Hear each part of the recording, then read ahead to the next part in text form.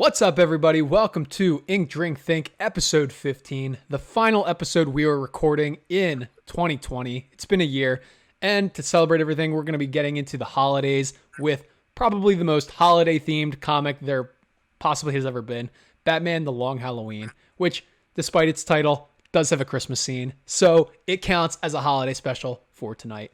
As you guys know, I'm your host, Michael Pickard, and as always, I'm joined by my wonderfully talented co-hosts and friends, Johnny Wise. Johnny, you are up. Hey, I'm Johnny. With the long Halloween week, I was aware of how Christmassy a certain part of that is, but that part is the Joker, and I draw the Joker all the time and have tried to cut back on that like an addiction. So I thought I'd do they use like the Calendar Man in Long Halloween, I remember, as like a kind of Hannibal Lecter stand-in from Silence of the Lambs. Like, they go to him because there's a holiday-themed killer and they want to see how he can help. So I figured I'd do like a Calendar Man interrogation kind of scene. It's mostly just like a direct shot of Calendar Man in his cell, but then in the color stages, I'm going to be putting in like a reflection of Batman that feels a little ambitious, but we'll see how it goes. I have an idea in my head of how it's going to work, so hopefully that'll pan out. And I'm drinking a Spitfire Amber Ale. Giving that a go. It's kind of lukewarm, but it's okay. That's how you guys drink it over there, right? Yeah. Isn't that the trope? Yeah. We don't refrigerate anything. Drink it all lukewarm. They don't have refrigerators. Yeah. Solely in America. Of course, guys, we're also joined by fellow co-host and friend, Nate Wells. Hey guys, Nate Wells.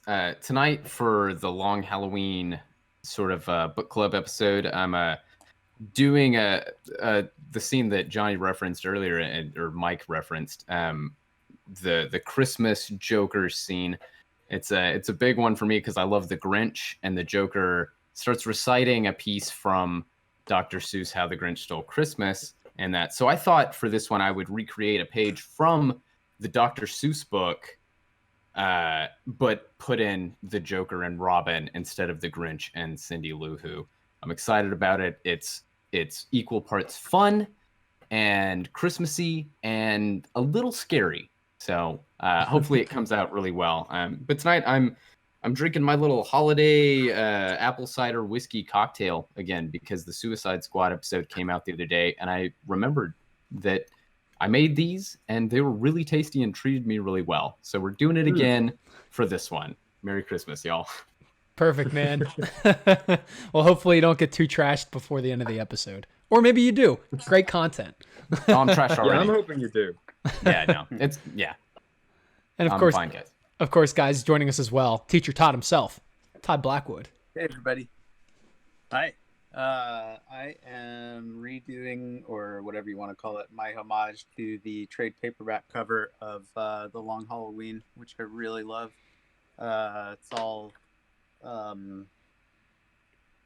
you the original. That's the original by Tim Sale. I really like the color scheme. And then I redid the logo. And I'm working on Catwoman and Poison Ivy. And then I got to finish the Batman in the background. So, yeah, I've bit off a lot here. Looking good, man. Yeah, it's absolutely stellar, man. It's fantastic. Cool. Thank you. We'll see how it goes. So here, guys, we'll hop around real quick just for the sake of time. I don't have anything drawn yet. I'm going to be penciling in this episode because I have responsibilities. But you'll see I'm going to be working on the scene where the Joker hijacks a biplane and there's a huge chase scene through Gotham. So in my thumbnail, which you'll see in a minute, I have the biplane drawn out. But I'm going to change the background. I'm going to make it like an overhead shot of Gotham City. Might be a little ambitious, but we'll see how it goes. You never know with this show. Sometimes I scrap entire pieces that I do for it and redo them entirely. We'll find out. But guys, as you can see, we have a fifth member joining us tonight. And for lack of a better introduction, he's an up-and-coming musical phenomenon. It's Noah Gundersen, everybody. So everybody, welcome Noah to the show. Uh-oh. Hey, There he is. Noah Hey. here. I don't know how to draw. Uh-oh. I'm coming to you from a cabin in the woods where I have no Wi-Fi, so it's a little spotty out here. But I don't know how to draw, but I do like Batman, and so I'm happy to be here to talk about nerd stuff. Nice. Yep, we're happy to have you, man. Yeah, absolutely. It's a great pleasure to have you here. And before we got recording, we were already talking about Batman. So I know that you're going to get really nerdy and sweaty on this topic, which I'm excited for. But guys, without further ado, let's get into that Batman talk. So before we started recording, do it. we were talking about Frank Miller a little bit, who is probably one of the better known Batman creators of all time. But tonight we're talking about the Long Halloween. So to segue into that conversation piece as naturally and fluidly as possible, how do you guys feel about the Long Halloween being a sequel to Year One? I think it absolutely is. Tonally, it's very, very similar. It plays with the exact same cast almost. It is in the larger Batman universe, but it feels like a continuation of that same story that you get from Frank Miller and Mazzucchelli in Year One. That's how I've always liked to think about it. Yeah, I was rereading it the other day, and I think the reading order would go Year One, and then Year One ends on like the revelation that the Joker existing. So then I would go The Man Who Laughs, and then I would go Long Halloween. Where would the Killing Joke end up in that timeline? Good question. Later, I think. After, yeah. Somewhere later. I don't. Depends on whether you agree it's the same universe. I'm not entirely sure how that works, but Well, Gordon doesn't It have a could be. daughter in Long Halloween yet, does he? Oh, Does he? yeah, that's probably true. I don't know, actually. It's Huh. been a while since I've read it. Yeah, I don't 'Cause think yeah, Barbara's I- addressed much at all. later. I think it could be pretty soon after Long Halloween that the Killing Joke happens, or something like the Killing Joke. Because if you're looking at, and I know that they've been around for 80 years, if you're looking at the ages of these characters, like I feel like Batman's like mid to late 30s in every story ever. So Yeah, I get so fucked up he's whenever gonna I think be about their ages. yeah, he's gonna be around the same age between Long Halloween and Killing Joke, right? Yeah.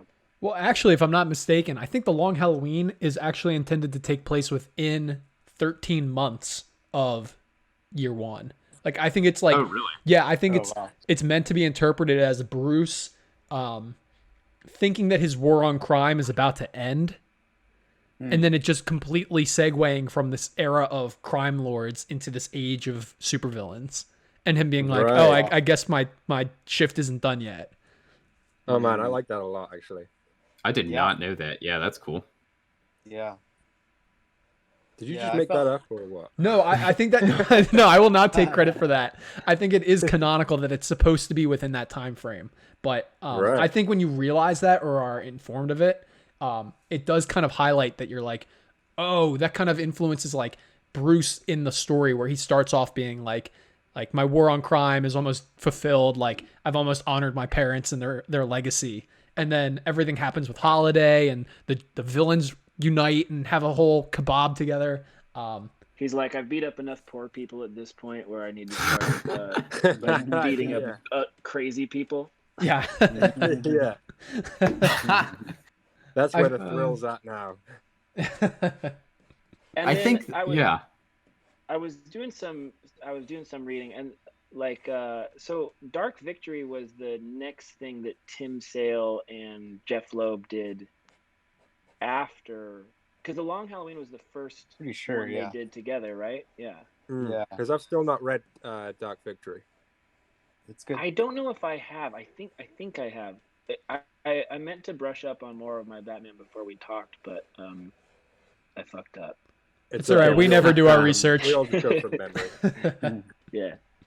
Yeah, I think it's a trilogy. I think it's the Dark Victory, and I can't remember the other one. Yeah, so when you guys were talking, it made me think of this totally unrelated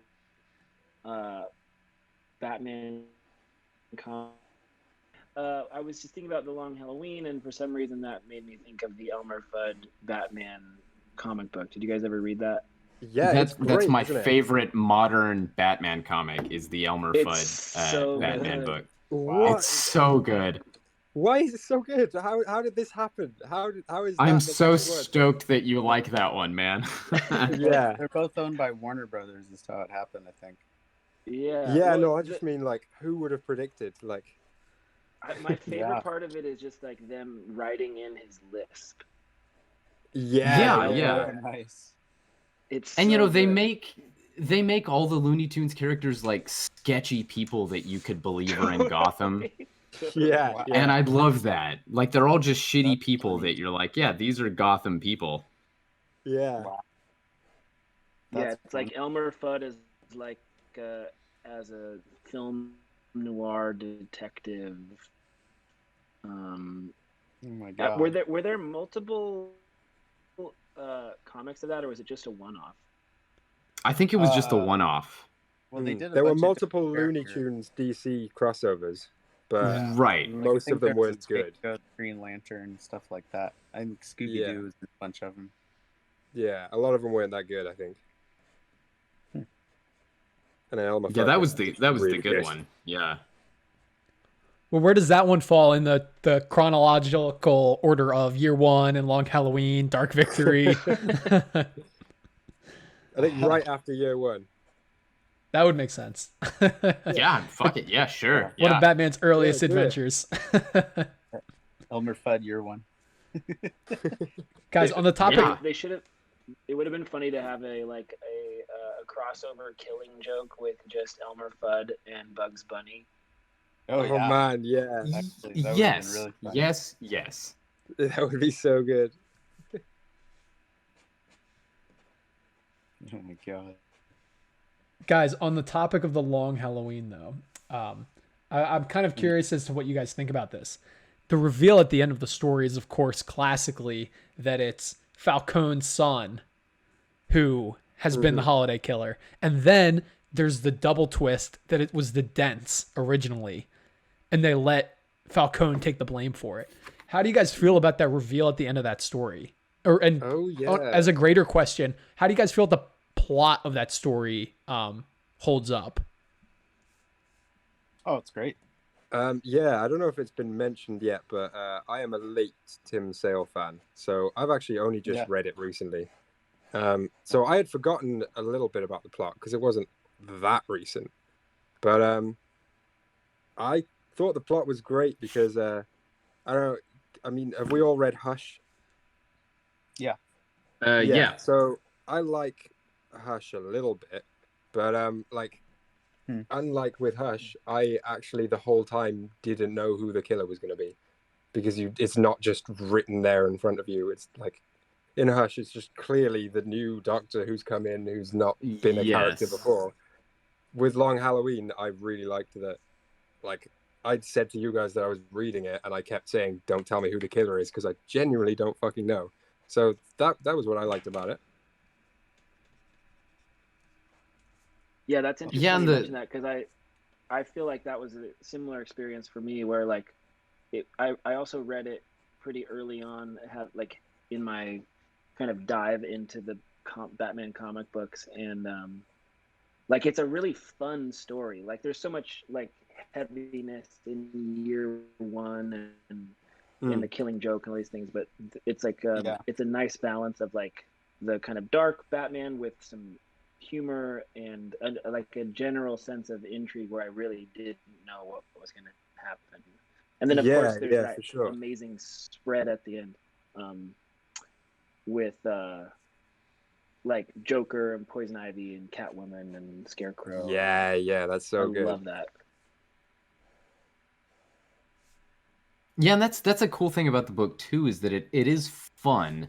It's not really a dark book. Like you can make that book into, I don't want to say like a kid's story, but it's a kid friendly story. The tone of it reminds me so much of something that they could have done in like Batman the Animated Series.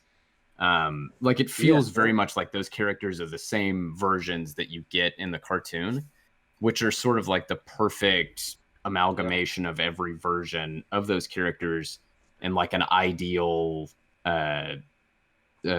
representation of the base of who those characters are. And that's something that Jeff Loeb, I think, really gets, and Tim Sale executes beautifully. Because he does have those, like his drawings are like pretty like whimsical, I guess. I don't know if that's like a good word to use, but yeah, like they're fun. Like his drawings are fun to look at. Yeah, for sure. Yeah, it's almost like it's like a good reference point as like almost like if you were making like a film reel of kind of the who's who of the villains of the Batman universe without going into too much depth on any of them. Absolutely. Yeah, it's good for that, isn't it? Yeah. It's a great idea. The concept itself is fantastic. It's just missing Elmer Fudd. Well, Yeah, It is just missing Elmer Fudd. Yes. The greatest member of It'll Batman's happen gallery. eventually. That's in the They do sequel, everything. Longer Halloween. Yeah. Since it's Elmer Fudd, do you mean Wonger Halloween? Yeah. What? Yeah. Okay, Mike. Rabbit season year 1. Yeah, I think at first, the first time I read the book, I thought it was a really strong ending with having the double twist reveal of, well, of course it was Falcone's son, but then having the second twist of it being Harvey Dent and his wife, I was like, oh my gosh, that's crazy. I was not expecting that at all. I think it's hard for me, and I love The Long Halloween. I will never bash that book. Tim Sale is one of my all-time favorite artists, in my top 5 for sure. But I think that narratively speaking, it doesn't work when you introduce that second twist of Harvey Dent and his wife being part of the whole conspiracy. Because I think it negates on some level Harvey Dent's fall from grace. Well, okay, I see what you're saying. I think on the level of The Long Halloween, it's a little anticlimactic having Falcone's son being the holiday killer. You accept it and you're kind of like, okay, well, I guess that this is what's been going on. But you expect something more, and so when they actually deliver on that, like, okay, well, here's what was actually going on, maybe, you're like, oh, okay, there it is. That's what I was looking for. Yeah, I'm inclined to agree. Yeah, I wasn't disappointed when you find out that it's Falcone's son, but yeah, I was at least happy to learn that there was a little more to it. Yeah, I think there has to be, or else it is just Guys, like it's a little anticlimactic. I'm gonna have to. Just as this is starting to get good, unfortunately, I'm gonna have to bounce. Yeah, I've got an appointment to get to, but this is really fun, and I'd love to do it again sometime when I have a little more time. Sorry about the connectivity issues earlier. Yeah, run. we'd love to have you on again, and we'll get everything figured out for Noah Gundersen Part 2. Hell yeah. Yeah, for Yeah, sure. absolutely, man. Noah, thank you so much for joining us. It's been an absolute pleasure. Thanks, man. You've easily proven your worth in the 10, 15 minutes that we were able to have you on the actual recorded part. Like, you know your stuff about, you know your Batman lore. Like, you're a nerd. 100%. You have your nerd card. This was your audition for the Prestige show on YouTube. So All 10 of our subscribers will appreciate that you joined us tonight. yeah. Thanks, guys. Awesome. All right, y'all. Have a good one. All right, see you Thanks, next. Noah. Take it easy, man. My plane is filling the space well, whereas in the thumbnail, in the thumbnail I had done, I'll send you a picture of it. But the thumbnail, it's like really tight in the frame of the dimensions, right? But here, I think it has enough breathing room where it's not too cramped. Yeah. I'm starting to get in, like you can kind of see it there. I'm starting to get in Joker and Batman and kind of getting their silhouettes filled in a little bit. Yeah. I'm kind of conflicted as to where I'm going to go with certain elements. Like in the thumbnail, I have Batman's cape kind of like flowing back, but like based on the perspective, how I'm trying to get it to go, I don't know if the cape is going to make sense graphically. Like, Yeah, that's always annoying, isn't it? yeah, like the cape is such an important Batman element that like I don't want to just exclude it for the sake of being like I didn't know how to draw it. Yeah. Well, hey, Yeah. here's something for you. You held it up there, and I could only see the pencils pretty vaguely, but just from the little gestures I saw, I could tell it was a Mike Pickard Batman. You already have a very distinctive Batman. Yeah, Nice. well, it's like I said, like if you can draw the T and then draw that, you have Batman. So like, Yeah, that's it. Yeah, yeah, that's Batman. that's it. Yeah. I was gonna make a joke earlier. I was thinking about like lines for tonight of like things I could like throw in, and one of the lines I was gonna say was because I know at one point we're gonna talk about Tim Sale, Yeah. because in this whole conversation, but I was gonna say you can only truly judge a comic book artist on their Batman. That's the only Yeah. merit of a comic book artist is how well they can draw Yeah. Batman. Spot on. They have to be able to draw a Batman, You have to. and Like they have to. They can't just have no opinion on how he should look. You know. yeah, absolutely. True. Because what are you doing then? My drawing's coming along pretty well as well. This is one of my favorite faces I've inked in a while. I'll spin it around and show you. Yeah. It's really unpleasant, but I like it a lot. It's quite mignolery in the way I've done the shadows. I think it's awesome, and man.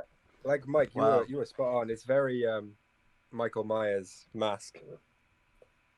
But yeah, I like it a lot. Well, you did your eyelids thing to it where you did the eyelids and not the pupils or anything like that. So you definitely yeah, Ah, the it's- classic thing. Yeah. So good, man. Did you, Fucking love doing that. Johnny? Did you put the air holes in there yet? I The haven't thumbnail yet, but I design have you still got. have Hang it. on. Are you still Here it gonna is. do I've got that? the layer over it. So I was Okay. saying to Todd, I'm gonna do like for the glass. I've already got a layer here for the newspapers in the background, and then like a stand away from glass thing. And I've got like a layer over the inks behind that's like the glass. So I don't know if you can see that's not fully black. yeah, it's like an Mhm. off. And I think I'm gonna like erase that layer in like dots to show like the air holes in the glass. I think Mhm. if that actually works out. Yeah, totally. That's awesome. Yeah, dude, that's Yeah. fantastic and a great choice of subject matter with this whole theme for you is Calendar Man. Yeah. I was gonna do a Christmas one, but I was like, you know what? I don't wanna. We're all gonna be limiting each other if we just all pick from the Christmas part. So Hey, I Christmas was, is like, on the mind, reading man. through- I was reading through it, and I literally just skipped to the Christmas chapter to be like, right, what can I draw that other people might not have drawn? And like really early on in it, they go and see Calendar Man for like the millionth time, and I was like, oh shit, there we go. I'll just do that. I like Calendar Man. I've never drawn Calendar Man. I like what they do in the book with him. I'll just do that. I think Calendar Man might actually be my favorite part of that whole story. Yeah, I really like what they do with that Yeah. aspect of it. Him being Hannibal Lecter, essentially. Yeah, and Yeah. I'm a big Hannibal Lecter fan. Like I love the films. I've read Red Dragon. I think he's a great villainous character in literature and film. And Yeah. Yeah, I think that Calendar Man was creepy enough as a concept to make it work. Like a guy who's solely obsessed with dates and holidays and remembering when things occur that it was just like perfectly set up for that type of reimagining for that character. But Yeah. he's probably my favorite part of that book because while he's been in other media, like I know he was in the Arkham games, like Long Halloween is the Calendar Man story. Like yeah. there's no Calendar Man like follow-ups where he's like as important or as iconic. Like that is his story. Yeah, for sure. Well, hey, here's a question for you guys. For the piece I'm drawing, so you've all seen the face there. I've been debating this. Do I put so he's got like all the months like burned into his head or whatever, which I think they put in for Dark Victory, but not for Long Halloween. For Long Halloween, he's just a bald guy. Do I put it in or not? Hmm. So for the Ooh. scene I'm actually drawing, the guy doesn't have anything on his head. So do I Right. stick to what I'm drawing, or do I make it a little more interesting and put those I mean, dates on his head? Which do you like? I mean, I'm I'm taking a lot of liberties here. So I think if you wanna, like, if you like the dates there, I say go for that. Yeah, you know kind what of I'll like do? I'll put a layer in when I'm coloring. yeah, And, yeah. do See the what you old think. on-off thing. Yeah. Yeah. Also, while I'm talking there, I've flipped around to my face, and Nate, that is looking really, really cool. Oh, thank you. I'm really liking the script down at the bottom. Yeah, Very good. I struggled to find a good place to put it. Oh no, I've ripped a hole in my jeans. Sorry. That's not getting edited out. I was looking down. Oh, there's a big old knee hole now because I'm sitting cross-legged at the chair. Damn it! I liked these. That's amazing. But yeah, thank you. I struggled with like where to put the text because I broke from the Dr. Seuss composition a little bit. Just to kind of tighten it up and make it work with these characters a little more. But I think I found a good spot for it because the text kind of indents at this point, and Robin's knee kind of fits in it a little bit, not perfectly, but a little bit. I just scanned the text from the book so that it has the same, like it's the same typeface, which I think is maybe a form of Clarendon, if I'm not mistaken. I Nerd. easily could be. But I didn't want to recreate it, just maybe out of laziness. But I thought it's here. I could just scan it and add it to the image, rather than try and recreate it. And maybe get I'd probably get a little too, I guess, original with it. I wanted it to be the page from the book. Yeah. I'd be tempted to play with it too much, I think, if I did just recreate it. Yeah, for sure.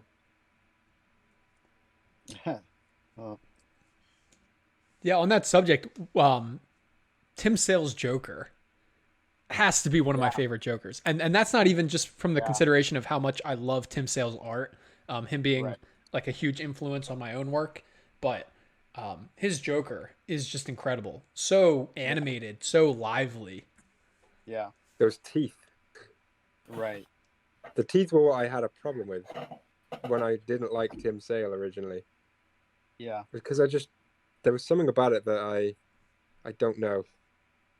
It just, Yeah. I don't know. Sometimes when I'm looking at art and you're there's a bit of your brain, even when it's obviously it's art, so you got to, there's give and take, and you got to accept stylization. There was just something about certain parts of it that I was like, that wouldn't happen. It's ridiculous. It's insane. And I can't go with it. And I don't know why. And it took me a little while to be able to actually enjoy Tim Sale. And now I agree. His Joker is fucking great. Yeah.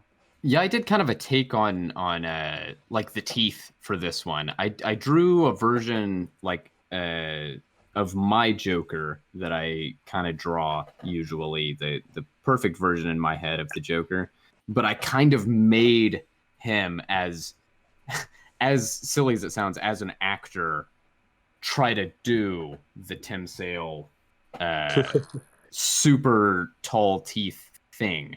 And I'm actually pretty pleased with it because it does seem like and in the context of the page that I'm drawing here, he is acting for Cindy Lou Who or Robin, in this case, trying to be Santa.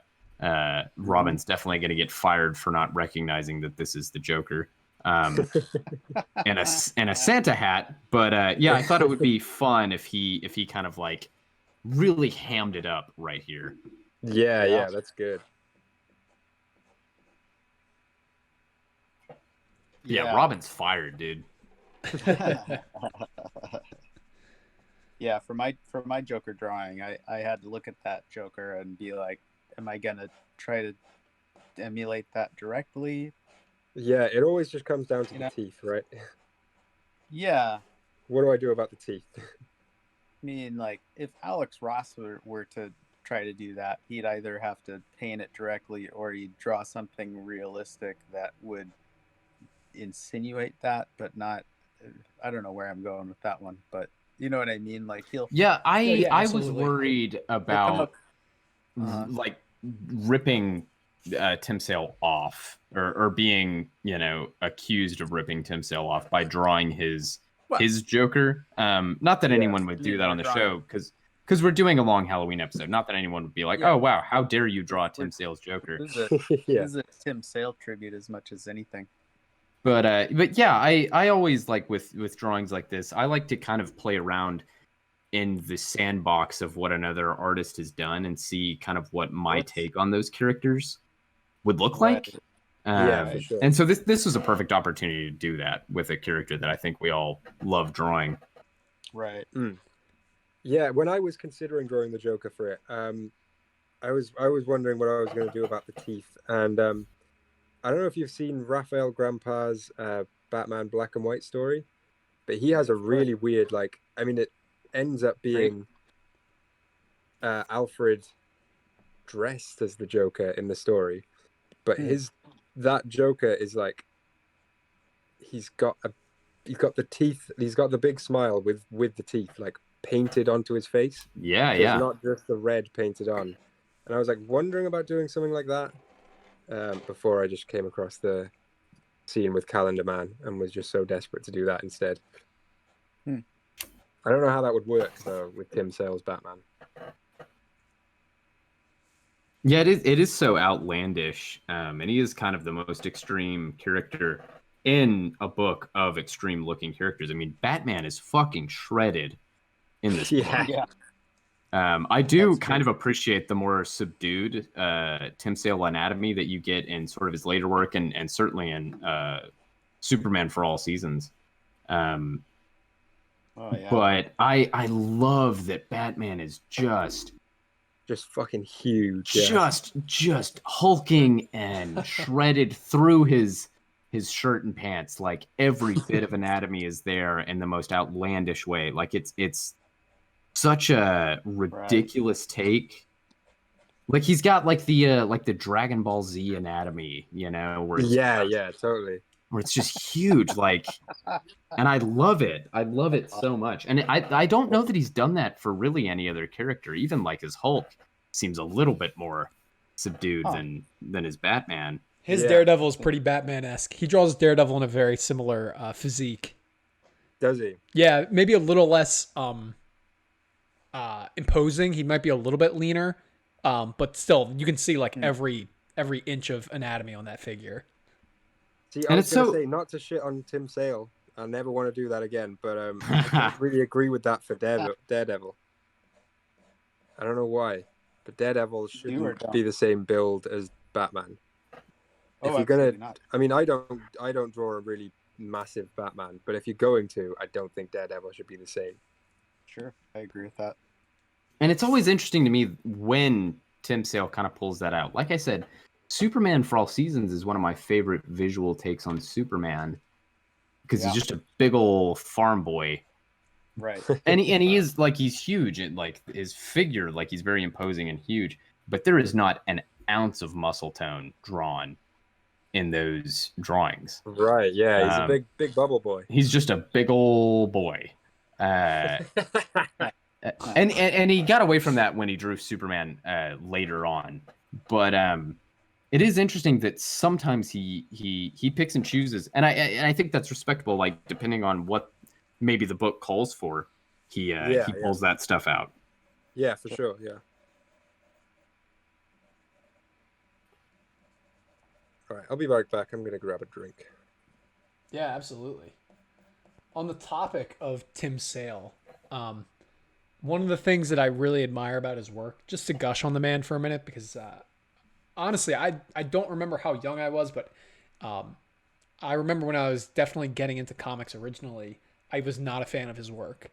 My first reaction to his work was not positive. And I think there's I think there's a lot of people in that same camp, Johnny included, but for example, I was getting Alyssa's younger brother, I was showing him around a comic book shop and talking about like what Batman books to read. And of course I grabbed Hush and Long Halloween as like, here are two like my first Batman books. Like these are two of the books that like every Batman fan should read. And he went and bought Hush and not Long Halloween. And I think that's natural, especially when you're getting into comics, because like the legibility of and practicality of Jim Lee's work, I think, is more engaging to most general comic fans. But when you actually when you've read a lot of comics, it gets to a point where it's like you start to realize like, oh, all of these people picked up stuff from Jim Lee. But even to this date, The Long Halloween, as much as it is an influential Batman title, you don't see people drawing like Tim Sale every day. Right. And like I think when you come around to the book and realize the genius behind his work, it kind of clicks. You're like, oh, it's like a Looney Tunes art style. Like it's not directly meant to be interpreted as like house comic book style. Like he's not Jim Lee, he's not Denny O'Neil, he's Tim Sale. He's totally different. It's not the same flavor. And I think once you get that, it's like coffee. Once you have the palate for it and you learn to like it, you're going to be in love with it. Sure. Yeah, he's got his Batman, in a lot of ways, I feel like his Batman and his approach to Batman is highly influenced by two people, Mike Mignola and Bill Sienkiewicz. But he's pretty good at hiding, or whatever you want to call it, those influences. And they couldn't be two more opposite influences in a lot of ways. He had very different. It's more like his design is influenced, but his rendering is more. He doesn't do the toothy stuff that Mignola used to do a lot, and it's simpler in a Mazzucchelli way to the rendering of like Sienkiewicz. That at least the Sienkiewicz that my theory is that he was looking at. You know, his rendering is great. It's really simple. It's weird. Tim Sale really won me over because when I first saw his stuff, I thought it was terrible, and I had friends tell me, "No, it's really good." And I think Daredevil Yellow was the first book I sat down and read and was like, "Oh wow," because I'd really been disappointed. If it wasn't Frank Miller doing Batman or Daredevil, I had a really hard time with it. And I felt I just disagreed with it. I felt it was done wrong. And the Loeb, Sale, Daredevil, and Batman in particular, and later on Superman, and pretty much everything else he's done since, I was like, oh, these guys get it. It's a really good follow-up to Miller's take without directly ripping anything off or being derivative. And I also really liked the wash style that he started using on Daredevil Yellow. And then I read Long Halloween and I really admire his page layouts and his backgrounds. His backgrounds are great. He's amazing. He can throw so much detail into one panel, and yet nothing ever looks cluttered. It's amazing. I mean, I was just last night going over it again and just being like, how did he draw that court? How long did it take him to draw that courtroom full of people? And it's a double page spread, and yet everything feels so spacious. And it's this perfect combination of black and white. There's no areas where there's like too many lines and things get muddled and you're like, what is that? And he draws everyone with kind of equal precision, and again, like his he draws these beautiful backgrounds of like mansions and different places and buildings, and everything's very stylized.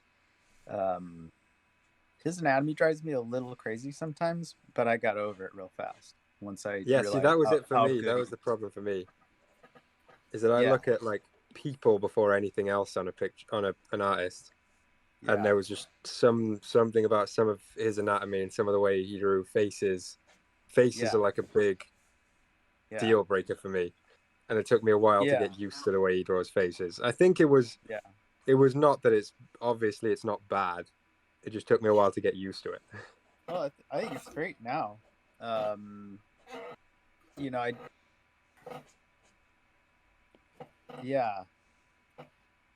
like that he's not overly concerned with, at least what I can gather from his work, he's not overly concerned with And he might totally disagree with this if he was here on the show, but it seems like he sort of boldly doesn't care about how do I word this? I'm trying my best not to be disrespectful because I mean this as a compliment. It's okay. Nate, I know exactly what you're about to say because I was thinking of I literally the same thought was going through my mind this morning. Tim Sale's art says "fuck you." It's I'm this. So he just draws it, you know. Like it seems super easy though. I know like he puts a lot of thought into each drawing. I heard him say in an interview once that he doesn't like to ink things as soon as he pencils them. He likes to sit for a day or two before he inks. There is a lot of thought that goes into him, but it seems so natural to him. Like he does just lay it down with the pen or brush or wash or whatever he's using. That he's almost just like, yeah, this stuff's just happening, and I'm gonna draw it the easiest way possible, and it's gonna look fucking phenomenal. Yeah, that's kind of my impression of him, especially like in his earlier work. I think he's gotten a little more refined. But yeah, if you look at some of the faces in Long Halloween, it just seems like, yeah, he just drew them. He just went and drew the fucking face, you know? Which is what I had, like I say, I had like a hard time with it. And it was actually, it was you guys, talking to you guys and how much you loved him. And then actually Sophie, my girlfriend, was also what got me to like relax about it a bit and be like, okay, you know what, this guy is good. And I started to actually enjoy it because I was like lying in bed and you guys had all said how much you loved him. And I was like reading Long Halloween and I was like, I still don't get it. And Sophie is also an artist. She's like a tattoo artist and is really, really good at drawing. And I like showed her a panel and I was like, look at this guy. Everyone loves him. I don't understand it. Do you hate him as well? And she was just like, she like took one look at like a face that I was showing her that I thought was so egregious and like ridiculous because of how like Tim Saley it was. And she was just like, I don't know what the fuck you're talking about. I really, really like this. It's really cool. You need to relax. And I did. Wow. And I really like Tim Sale now. Yeah. Please come on the show, Tim Sale. Yeah, please. Johnny likes you now. I know that's what was hanging you up. We didn't. Yeah, that's the only thing. We didn't get our petition to get Mark Hamill to meet Todd from our Star Wars episode going, but that'll happen. Sale for Wise. Let's get Tim Sale for Johnny Wise. Let's do it. That would be great. You know what is actually an element to the Long Halloween that I also think contributes it to being less quickly embraced by people, especially like coming into comics for the first time, is the coloring. Which, admittedly, now it influences my coloring. Like I reference that book in terms of like how it's using like minimal shading / like flat color palettes like all the time.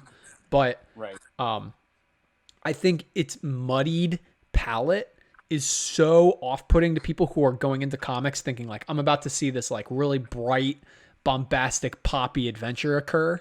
And then they see those colors and they're like, why is there like a brown next to like a olive green next to like navy blue next to gray? You're spot on. The first time I started really liking it was when I was reading it black and white. So yeah, I think it took me a second. That was probably part of it for me as well, that I hadn't really factored in. But yeah, I really like the colors now. But I bought black and white was on sale, so I bought that, and that was how I started getting into it more. Because I was like, right, I'm just gonna face this head on, my Tim Sale thing. I'm gonna just look at his work just as it is, just the inks. Let's see how I like it, and that was how I started to enjoy his work. Interesting.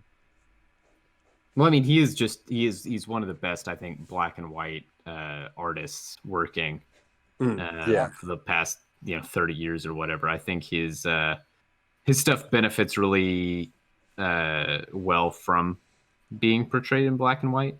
But the color obviously adds to it just for storytelling. The color is not something in Long Halloween that I've thought about a lot. I haven't really noticed it being particularly good or bad, which means that it's good Huh. on some Oh, level. Yeah, great. yeah. It's I like love it. kind of like sound in a movie sometimes, isn't it? It's like if you Right. don't notice it, probably really good. Yeah, but I've never really actually until you guys started talking thought about the color just a whole lot in the book. Well, yeah, it's such a muted palette, that- like every scene. Yeah. You guys know that he's colorblind?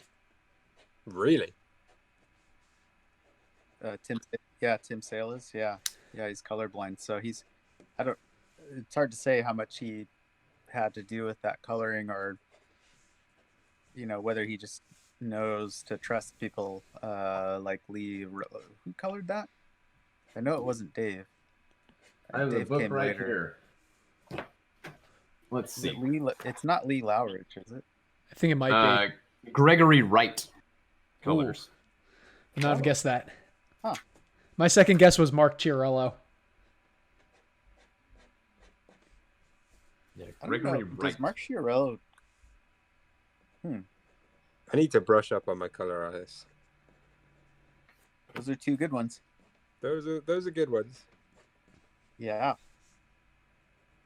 Well, I'm best friends with Matt Hollingsworth, so Yeah. just kidding. He I know doesn't. that He guy. doesn't know me. When he watches this episode, he'll be like, "Who the fuck is this guy?"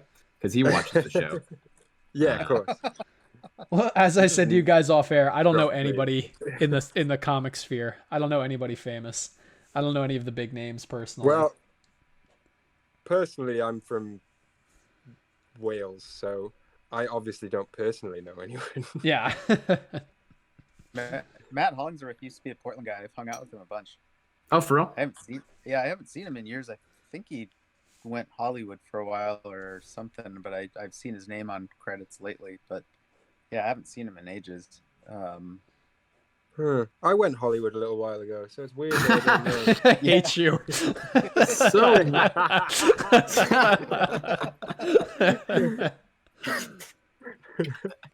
Well, I could have no idea what I'm talking about, but I think he wanted to be a CGI guy and was making the transition. And then I can't speak for him. I have no idea, but maybe wasn't quite what he expected, or who knows. But then I was surprised because I thought, well, we'll never see that guy again. I think he worked on Sucker Punch. Oh, really? No, I'm sorry. But it was one of those type of movies. It was it? Maybe it was Sucker Punch. I have no idea what I'm talking about. But it was, yeah. Did you all see Sucker Punch? No. No, I have not. I watched it back in the day. I watched it. I was kind of youngish when I saw it. I mean, we're the same age, Nate, so this was probably pretty telling. But at the time, I thought it was great. I mean, I had to accept in my head that the plot. I had to accept in my head that I knew the plot was not there. But I think it helped that I had a massive crush on Emily Browning, and Oh yeah. I just liked things blowing up. Yeah. Yeah, and I think for me they had maybe recently announced that Snyder was going to be directing Superman, and so I went to go see Sucker Punch, and I was like, yeah, that was really good. So Superman is going to be really good. Yeah. Dun dun dun. But yeah, I mean, no, the movie gets shit on a lot. It's a fun movie. You do have to kind of turn your brain off to watch it, but there I mean, there's something there. There's a vision there for a story that a guy really wanted to tell. And I feel like you get a lot of that in comics, maybe more so than like movies, where it is kind of just a fun singular vision for somebody. But yeah, it's the movie merits existing, Yeah. And there's some movies that probably should have never been made. That's not one of them, I think, because there's not another movie like it.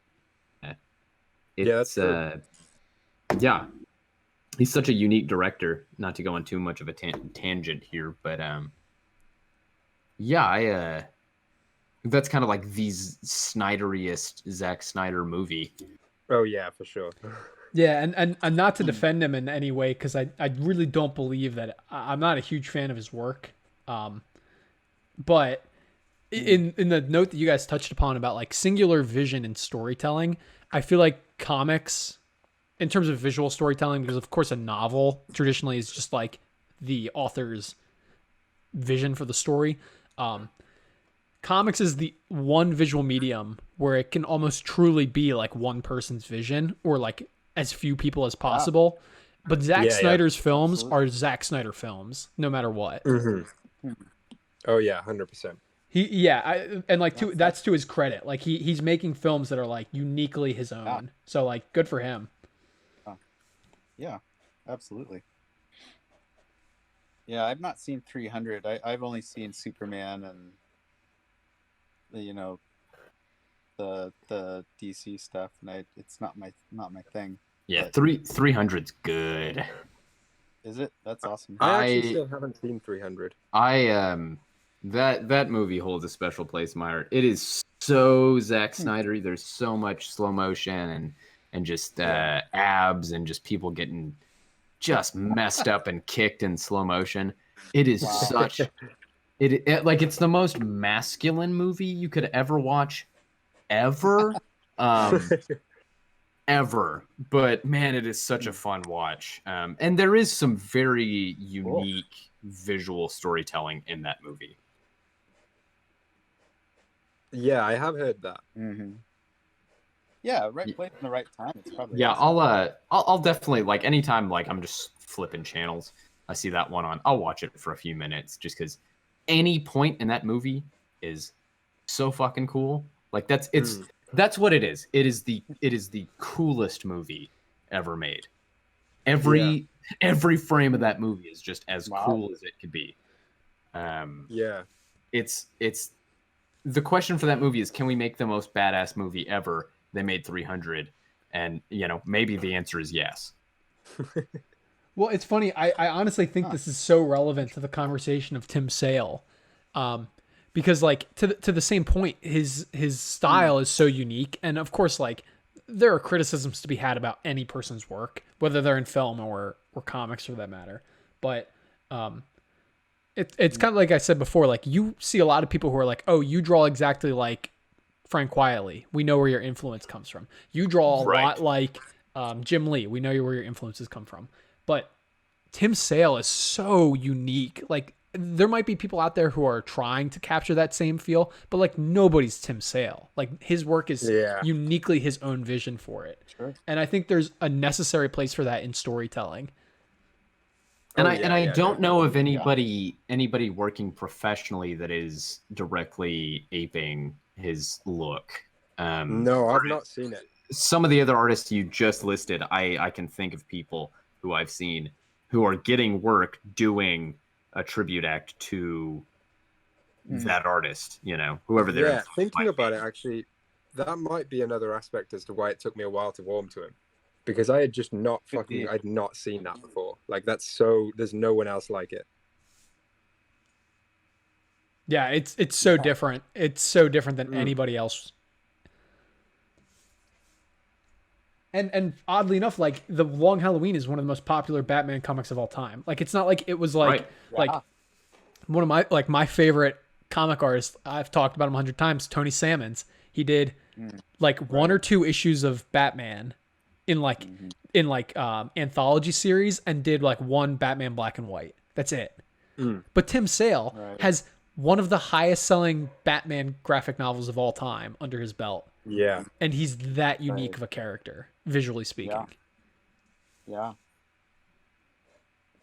I think he found the perfect writer to work with Jeff Loeb too. I have to say I'm not super familiar with anything he's done outside of that guy, although maybe I'm forgetting something. But they're a great team up, and I hope that they continue to produce. Certain people really gel. Garth Ennis and Goran Parlov is another one who I recommend to everybody. Well, it's interesting. We've been talking about Tim Sale a lot, in which it makes sense because we're known primarily as artists in this sphere. But what do you guys think about Jeff Loeb and his entire bibliography? I think I'm going to follow that up real. Oh, sorry. Go on. let me say this really fast. If it says Tim Sale, I'll probably buy it. But I'll say that if it's just Tim Sale or just Jeff Loeb, I might think twice about buying it. But the two of them together, I always buy it. Yeah. But Mhm. yeah. What else is Jeff Loeb? I think didn't Jeff Loeb go into TV producing He did, or yes. something? Yeah. Is he even still writing comics? I have no idea what he's doing nowadays. Anyway, sorry, Nate. Oh no, you're good. I was gonna say I really like as far as like his Batman work goes, how Yeah. he uses the entire cast, and not just like in Long Halloween, like every villain makes an appearance, but you get Right. you get all the Bruce Wayne, Batman, Alfred, Joker, Gordon, Harvey Dent. He uses all these characters to create an entire Yeah. cast that works together. In the same way that I think like Frank Miller always executes really well, or maybe not always executes really well, but in year one in Dark Knight, he certainly did. And to go back to the animated series, they always execute really well on that show, where it feels like yes, all these people live in the same place and they do interact in the same ways with the same people. And some artists, I think, kind of like pick and choose who they can neglect, and that's not a problem at all. I think like Mark Waid for like the Metropolis cast does the same thing, where he uses the Daily Planet cast and the Kents and Superman, and it feels very well rounded, but everything clicks together. Yeah, I think has a he's particularly good at using everyone on the roster to make a story work. Yeah, that's good. As probably the great ensemble cast in comics is Batman's Rogue Gallery and whatnot. Like he's one of those characters that's just as famous for his co-stars as being how great he is himself. Yeah. He's probably got more spin-off series of characters than anyone outside of the X-Men, and the X-Men's a team, so it would make sense that they would go that route. Well, hey guys, do you want That's to interesting. do you want to wrap up the episode there? We could jump around to where everybody's at Sure. right now. Nate, I can see you working tirelessly on that Christmas tree, and I can see your Joker and Robin already. So I'd love to hop in a little bit closer and see how that's going. Yeah. I'm excited to show it off. I have gotten pretty much everything done except for the tree. I just kind of outlined the Batman Christmas tree topper here because it's Batman's Christmas tree. They're in Batman's house, and that's the scary thing is that Joker is in the Bat Cave or Wayne Manor, and Robin's like, "Hey, what are you doing here?" And Joker's like, "Don't worry, I'm Santa." And Robin, who's going to get fired, goes along with it. If we're sticking to the story of the Grinch. But yeah, I got everything pretty much done but the tree. I actually just printed the text onto the page, cheated a little bit. But I didn't want to draw that because you wouldn't do that if you were making this children's book. But yeah, I got a little farther than actually I really kind of expected to. Actually need to add a little bit more black to Joker here. This is supposed to be black. But yeah, pretty pleased with it. Super excited to finish it a little later on. Super fun one. I like Dr. Seuss. I think he's got a really fun illustration style. And I I met him halfway with doing what I do and kind of the super fun cartoony look that he has, like the Christmas tree and the Grinch books. Very, it's like a crescent moon kind of shape. So I tried to meet him kind of halfway on some of that stuff.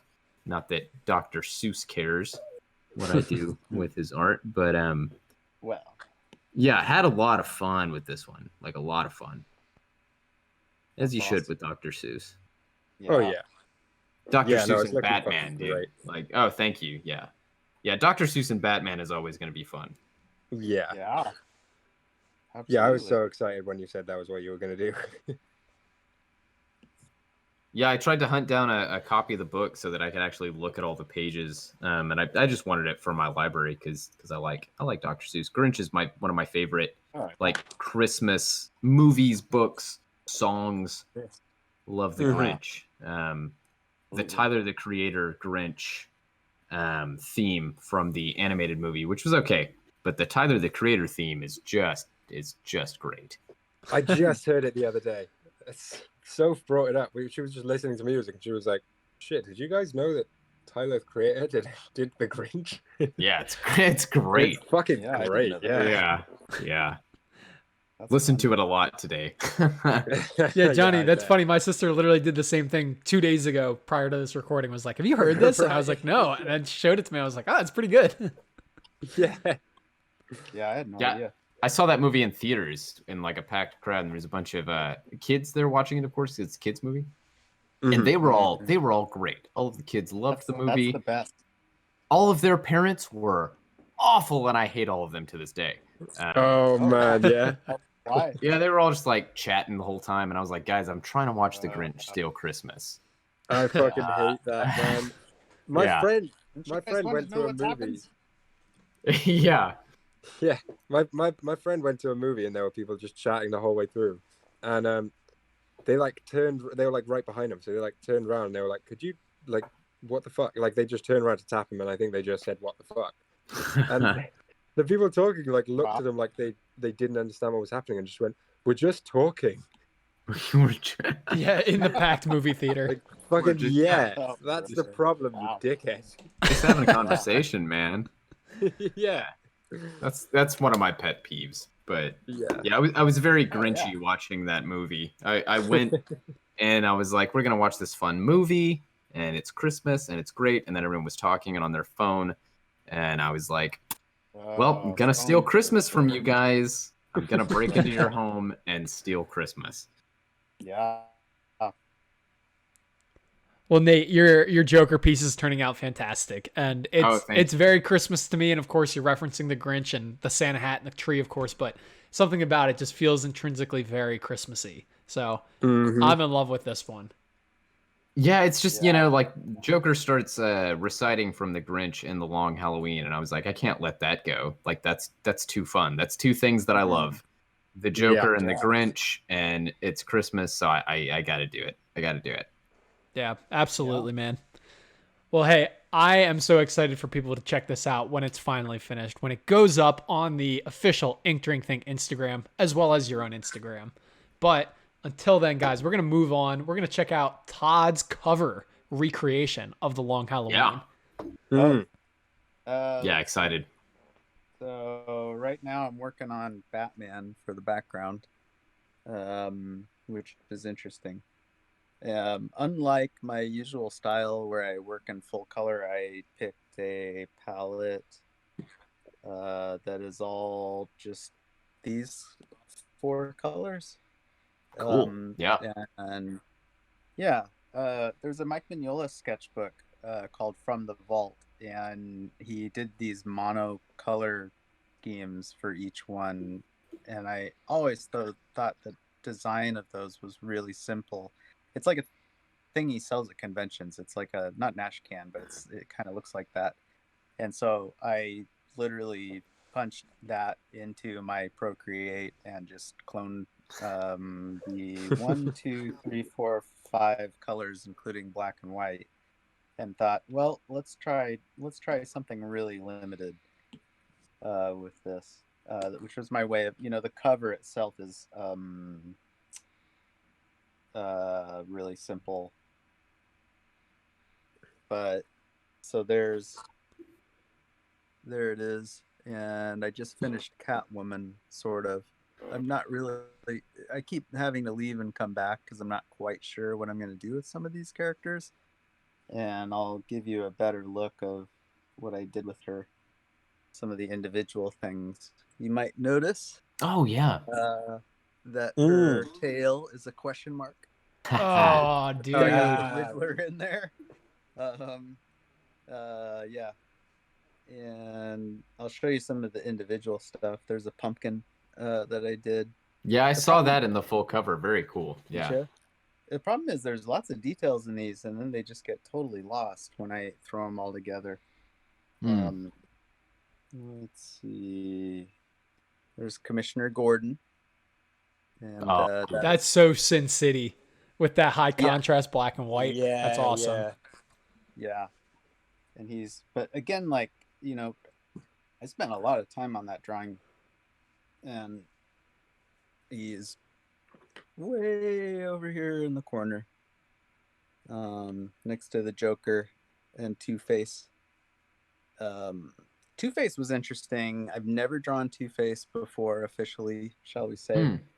And this is kind of how this whole process got interesting to me again, is that limited palette. I was thinking of the animated series and how he's kind of black and white in it. And then I thought, what if I just do a skull on, what if I paint his regular side is white. Don't take that the wrong way. And then his other side is black. And then I put all the details in white. So like I actually drew out this hand of him holding the coin, but then I just decided to leave it as a silhouette because I just was like, nobody's gonna see it anyways. But then I did his side black, and then I threw a skull over it with an eyeball stuck in because that's Two-Face. And again, like it's all about readability for me. It has to read, and everything keeps getting lost. You might be able to see Gotham City back there. And then there's a bunch of flowery ivy stuff here in the bottom, and that's gonna Poison Ivy's face is gonna go somewhere right down here. I don't think I've started her yet at all. And then of course I'm working on Batman right now. There's a silhouette, so I can even fit that in as we're talking. See a preliminary idea of what it looks like. So when you place these elements in from separate files, do you copy them, or like, for example, like in Photoshop, like you can like link to a Yeah, live file. Do you link it, or is it just like paste it in? I cut and paste, and the reason is that I run out of layers really fast. Oh, there we go. Right. Okay. Oh yeah. What do you draw to? So Is like it A3? I say that again. What do you draw to? What size? Because I draw to A3. So Procreate allows me 25 layers. I can tell you. Actually, I've got some information for you that might help or might be interesting. I have three settings for canvases. They are 300 DPI, and one is 4,000 by 5,000 pixels, which I think is vertical. One is 5,500 by 4,000, which is horizontal, and then I have a 5,000 by 5,000 pixel, which is square. Okay. Yeah. Bear with me because I found Yeah. out something important here. The color profile I use is RGB, and it is sRGB V4 ICC appearance. And the only reason that is important is there are 17 different color profiles on here, and I actually sat down and did a printout of my Superman drawing in every single one, Oh, wow. and kept track of which was what, which got confusing, and figured out I don't know what they do, but I know what they look like, and this is the one. If you're, for lack of a better way to put it, if you're making prints from Procreate, that's the setting that I recommend. And it's pretty dramatic. What kind of a reds printer are for you some using? reason. It's a HP something. It's funny because I bought it as a scanner. I mean, okay, so even as such, like my drawings on Procreate, and then when I print them out, there's a detail and a vibrancy that doesn't make it to the print. And Right. that's probably the way that it goes. probably going to somebody's- happen, right? Somebody somewhere recently said, this setting CMYK, blah, blah, blah. So I was like, oh, well, I'll do that. And it was because it's quote unquote for print and it's more reflective of the actual colors you're going to get through print. Except I noticed all my colors went dull. Like my reds looked orange, which I thought was kind of interesting for a while. But then I was like, dude, I want my bright reds. Like that really. Yeah. Probably even from what you're seeing on the screen to the print, even if you're drawing in CMYK, it's still going to come out very, very, very desaturated sometimes. It looks kind of awful. And right.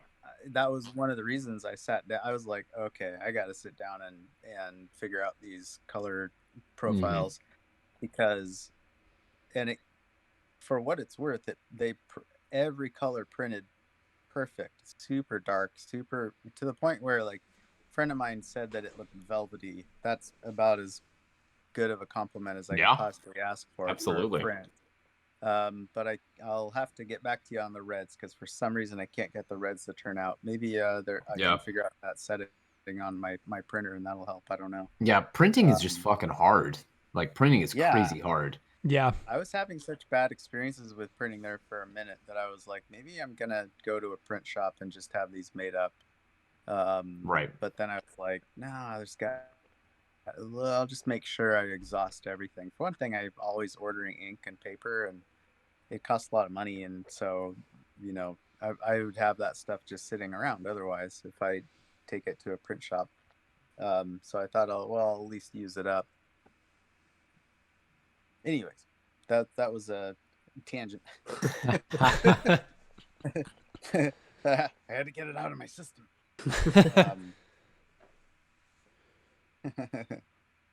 Yeah, been learning a lot. Well, hey man, that's great. And of course, like we've talked about, like the only way you're going to get better is by educating yourself and putting in the time and effort. So that's awesome. And I would hopefully buy a bunch of prints of your work, especially this cover in particular, because I think it's ripe to be put on the book itself, but that's just me. Yeah. Oh yeah, for sure. Well, not that we would ever sell these because that would be illegal. No, of course not. Wink. Absolutely illegal. Right. I was watching a video about the legality of fan art, and it was made me sweat a little bit. I was like, oh. Yeah. Not that I ever break the law, but. On that note, before we get too deep into our illegal activities, let's move on to. Yeah, Johnny, how's yours turning out, my friend? Mine is going okay. I've just got a little started on colors. Dude, it's looking so good. Thanks, man. Yeah, I appreciate that. I'm pretty happy with this one. I've got unusual for me because I usually like my blacks to be really, really black, and for some reason there's like a mental block in my head of like, if anything gets in the way of the blacks being black, I am not happy. But he's behind glass, so I've put like a blue layer in there that I've like dropped the opacity way down on, that I have not done on stand away from glass, because that's meant to be like on our side of the glass. Yeah. And then there's going to be like another color layer over this whole thing. So I'm going to color this whole thing like I normally would, with this like filter over it, if you will. And then on the very top of all of it, I'm going to put like a layer that is like the reflection of Batman. It's kind of going to be like you're looking at it from Batman's point of view, so you just see him and your reflection on the glass. It felt ambitious at the beginning when I was trying to do this, but the main thing I just had to look at was that, which I was saying to Todd off unrecorded a while like yesterday. The only way you got to think of it is the black, when you look in a reflection of something, when you're looking in like a mirror, a window or whatever, the darkest parts, like the black parts, are the parts you can see perfectly through. And the color, like your skin, are the parts that actually show up, if that makes any sense. I think so, yeah. So like, hang on. I don't know if I'm allowed to show other artists' work, right? Yeah, well, You said you were having layer troubles, right? I was having layer conundrums. I was thinking through some layers. But I was doing okay. There's a Toma Haneke. I don't know how to pronounce his name. I know his surname is Haneke. Yeah, he's incredible. He has he has an incredible piece that is in fact I think I saved it to have a look at. Hang on, let me just find this. I think I saved it for reference of what I needed to work with here. Yeah, here we go. So here we go. This is how it makes sense to me. And this is how I figured out reflections. So the shadow is the part that you can see perfectly through. Oh, okay. I understand what you were conveying. Yeah, that makes sense. It's tough to convey with words, but yeah, the shadow. So it's gonna be kind of easy and difficult with Batman because so much of him is black. But the actual parts that are in the light that are actually of color are the only parts you can see, and then all of the black of him you can just see straight through. And I don't know how to better describe it than that, but this piece by Toma Haneke says it all. That you look at that and you're like, yeah, that's how reflections work. I get that. Absolutely works. Yeah. So I'm using that somehow. That's awesome, gonna man. be on top of this whole thing. Makes sense. Thanks, man. That's gonna be so cool. Yeah. Actually, I'm curious, Johnny, did you rewatch any of the Hannibal Lecter Silence of the Lambs stuff for reference, or did you just try to do it from memory? I did actually. I tried to do it from memory at first. I mentioned on our chat that I drew him at first, and his lips were much more flat, and I just drew his eyes like normal shadows, like I normally would, like his eye sockets as shadows. And I looked back at pictures from Long Halloween, and I was like, this is wrong. He just looks like a bald guy. And I realized in Long Halloween, he gives him like these real painted on looking clown eyebrows, and he's got really, really horrible pursed lips. So I dropped the shadow of his eye sockets like loads, and then drew on the eyebrows, which was a big thing. And I just kind of pursed his lips some more. But then for Silence of the Lambs, I did rewatch it last night. And that's where I got the posture from. Because when he first shows up, he just stands like really weirdly rigid straight. And I thought that was really, really creepy. So I put that in. Absolutely. So creepy, because you're expecting and he's so like the crazy thing, and then it's like he's just standing there and he's really polite and he's like, oh, hello there. And you're like, wait, what? And what I took was that I originally drew Everybody him kind of fatter because like, from and he's just so so I originally drew Calendar Man chubbier because that was how I remembered him from the Arkham games. And then I looked at a Long Halloween and then at Silence of the Lambs, and I like went for more of a stocky kind of thing because Anthony Hopkins as Hannibal in that is like he's not fat, and the way he stands like rigid like that is like, oh shit, he could fuck you up. He's like he looks like an old guy, but there's there's old working muscle under there. So I tried to kind of work that in somewhere. As my old mentor used to say, old man strength. Yeah, I wanted to put in some old man strength there. Shout out to Chris Metzger. Yeah, he would always joke about his old man strength. Did you notice that Hannibal Lecter, Anthony Hopkins, never blinks in the whole movie? Never blinks in the movie, yeah. I noticed that because I think you mentioned it before, Todd. So I was looking out for it this time, Eye contact stuff is really interesting. I think of all people, I think Ryan Gosling does the same thing in Drive, if you can imagine that. Which I think you might be right. Yeah, I can see that. There's something strange going on with his character. I feel like he's something supernatural going on. Yeah, he's a robot or an alien or something in that movie. He's not a human being. Yeah. Well, that's what I love about Garth Ennis's Punisher is he hints at that with Punisher as well, that there's something supernatural going on. But he never spells it out. He's just like, well, there probably is, but I'm not going to tell you what it is. Which is really it's usually better, you know? Yeah, for sure. Oh, yeah. Well, he lets you figure it out. Yeah. And of course, Punisher's one of those guys that like everything works out for him. It's not like you're not going to be able to stop him in Garth Ennis's world. He's not human. Yeah. He's coming for you. That's that. You're done. Just like Calendar Man. Yeah. He's coming for you every holiday of every And month. Every holiday. He'll let you put down the date when he's gonna do it. You know, Yeah. because I don't know much about Calendar Man outside of this book. I just assume that's what he does. He's a bit That's predictable. pretty much what he does, I think. I don't know either. Well, Johnny, it's turning out great, my friend, and I am so Thanks, stoked man. to see you include Yeah, the man. reflection elements in there. Yeah, Yes. let's see how that goes. How's that plane going? Yeah, I was about to say we'll jump around to my piece to round out the quartet.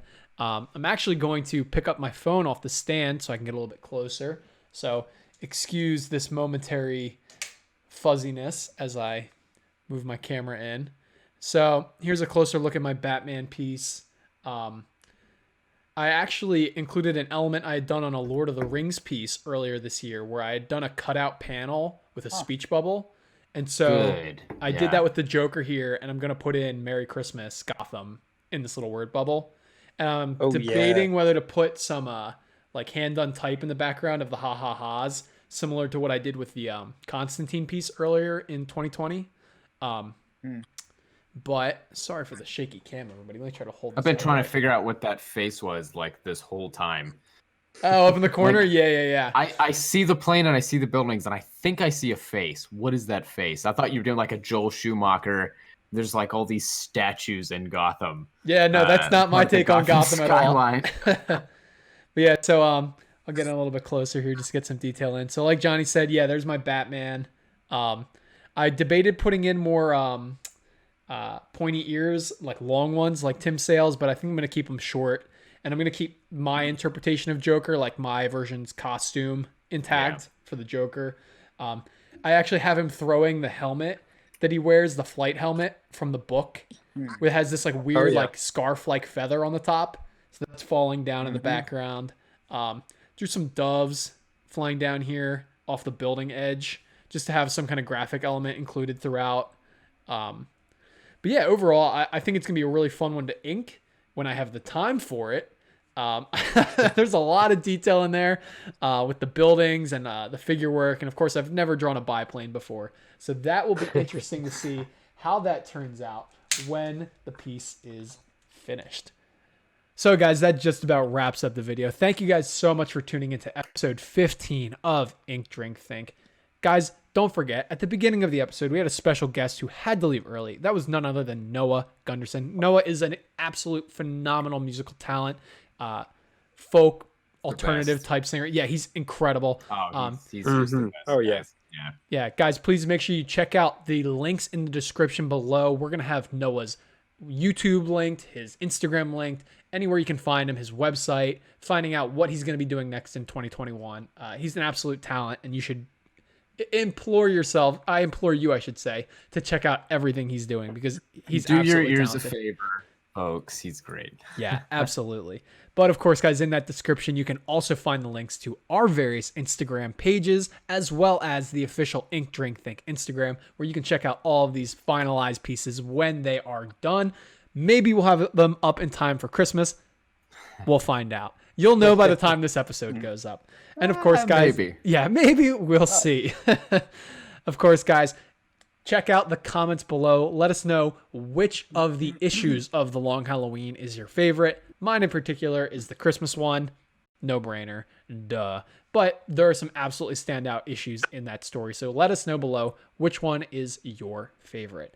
And of course, guys, as always, this has been Michael Pickard, joined by my wonderfully talented co-hosts and friends, Johnny Wise, Nate Wells, and Todd Blackwood, and special guest, Noah Gundersen. Make sure you guys tune in for episode 16. We'll catch you in the new year. See ya.